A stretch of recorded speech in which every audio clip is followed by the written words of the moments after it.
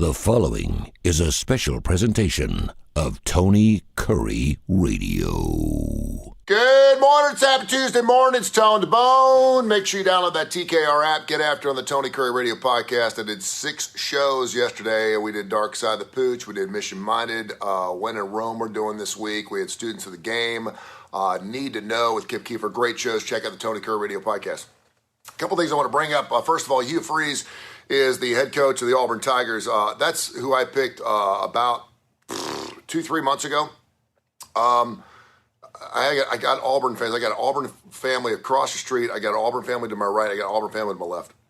And they all met me on the street yesterday. I was taking the trash out. And they're like, "What do you think?" And I'm like, "It's kind of a joke." I think Lane Kiffin used Auburn. A lot of coaches use universities to get raises, and he got like $1.5 to $2 million per year more from Ole Miss based on his talk with Auburn, at least what we thought was talk with Auburn.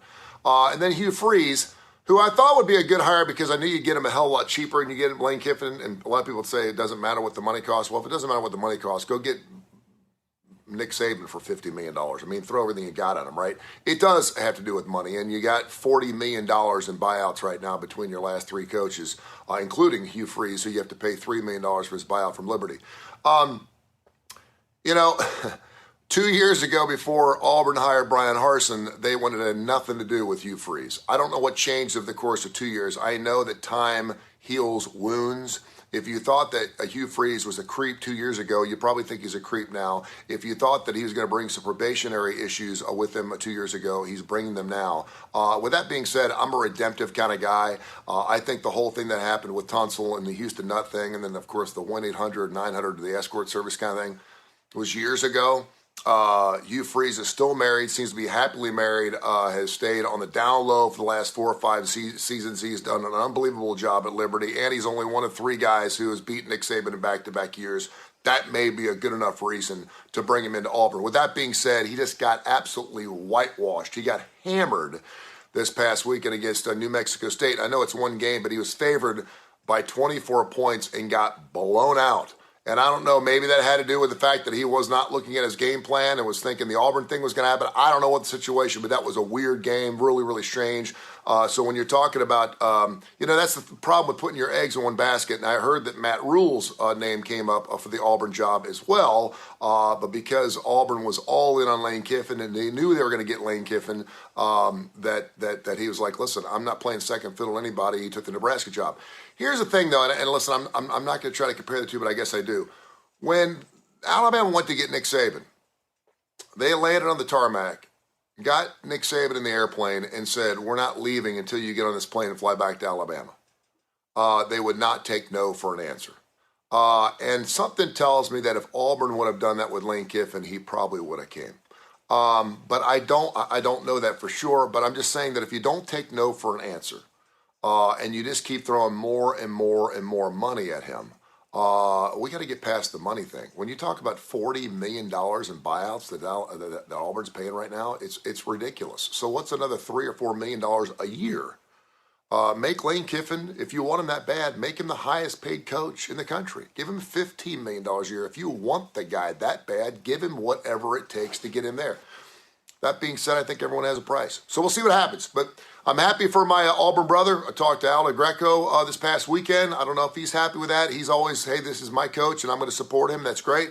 So we'll see what happens. I can't believe I'm saying this because you know how I feel about soccer. Soccer fans and NHL fans are kind of one and the same, but then they're totally different. Soccer fans love their sport, and that's great, and they'll tell you how great it is, and they kind of get in your face, and I'm like, don't force soccer down my throat. Let me find it on my own. NHL fans could give a rat's ass whether I watch NHL or not, and that's why I like NHL. Let me find it on my own. So I haven't followed the World Cup extensively, but this game today at 1 o'clock I think is amazing. Not only because the USA has got to win this game, but of course to go to the knockout stage. Iran, I think, has got to either win or tie, and they're good to go. But man, what the Iranian government is saying and doing with their athletes, saying they're going to torture them and or their family members based on what they do during their allegiance to their flag and to their country before the games. This is a situation where you may lose your life. It's amazing. And I think it's really important to remember that the people of the country don't always represent the country. And we're seeing that in Iran right now, and it's great. I'm saying it right. Tyler Adams, by the way, the leader of the USA soccer team, did a great job yesterday when he was asked questions about the mispronunciation of Iran or Iran or however you want to say it. And a lot of people thought those questions should have been off the table. I love those questions. And I thought Tyler handled himself incredibly well. He was talking about discrimination, talked about what Black Lives Matter. I thought it was fantastic. I thought it was great. And people were like, oh, I can't believe they're asking this question about the United States. United States journalists ask other countries about shit like that all the time. All the time. We're always looking for questions to incite some type of response so we can use it for a soundbite. So I thought the journalist who, first of all, gave Tyler a hard time for mispronouncing the country, I had no problem with it at all. I thought it was done journalistically correct. I thought it was great, and I thought Tyler really handled himself. But we look at Russians, we look at Iranians, we look at any country that we particularly don't like, and we think that all people have the same ideologies and the same concepts and the same moralistic attitudes as their government does, and it's just not true. And we're seeing that with Iranians right now. We're seeing the hijabs thing, the whole thing with the women not wanting to wear their headdress. I love it. I think it's great. I love the fact that they're fighting back. They obviously see that their government is repressing them, and they don't give a squat about the good of the people. And I think that's wonderful, and they're willing to give their lives for it, and that's pretty amazing stuff.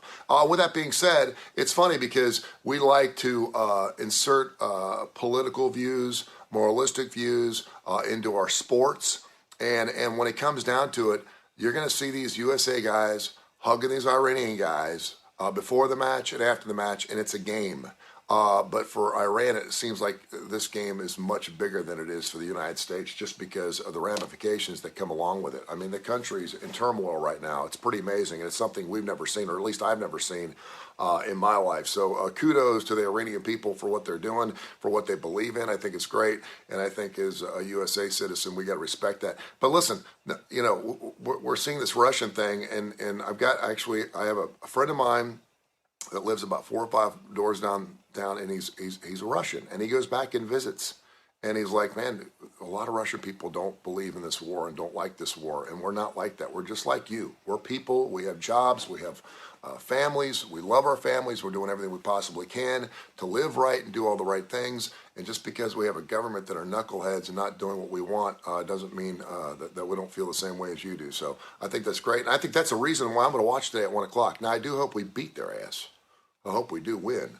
And we're favored to win that match, so I think it's going to be amazing. But we'll see what happens with USA Today. That'll be the only soccer game I watch. Great shows all week long. Make sure Kai Greger, good morning to you. Al Cooper. Al's always a big fan of the show, one of our biggest fans. CoosaValleyAutoSales.com, CoosaValleyAutoSales.com. Go up there and check out his lot. Man, that'd be kind of nice to be buying someone maybe a little used car for the holiday season, for Christmas, huh? They have anywhere between 40 and 50 cars on the lot. You go to their website, CoosaValleyAutoSale.com, and if you don't see a picture of a car, it's because it's already gone. They're usually on for about a day or two. What car dealer do you go to where cars last somewhere between 24 and 36 hours before they're sold and they're gone, and then they bring more cars in? It's great. They do a customer co-op, so check him out. He does a wonderful job. USAL!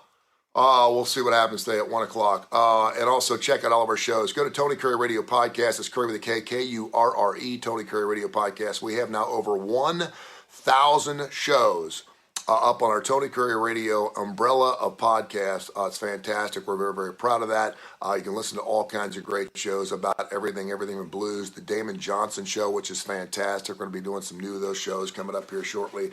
And we're working on 3 new shows that we're going to be unveiling sometime in mid-December, just in time for 2023. 2023 is going to be huge. It's going to be monster for Tony Kurre Radio. We're excited. And, of course, if you got the TKR app through Apple or Tony Kurre Radio through Android, you can hear all of our shows live every day, Monday through Friday from 9 o'clock in the morning till 9 o'clock at night, and we play classic rock and roll 168 hours a week. We kill it. We get after it. So check it out, and you're doing me a huge favor. John David Lyons, good morning to you, brother. I hope you have a fantastic day. I love you. Don't forget, Thursday, it's going to be the Curry and Claypo Show, our final show from these studios. We're moving. I'm moving on Thursday to a brand new place, brand new studio. Super excited about this next chapter of my life. I'm about ready to lose my brain. I'm overwhelmed with all the things I got to do, but I'm going to get there. God has got me. He's got a plan for me, and I'm super excited about that. It's going to be an awesome move. It's going to be an awesome change. And then next week, next Thursday, we'll be in our brand new studio. So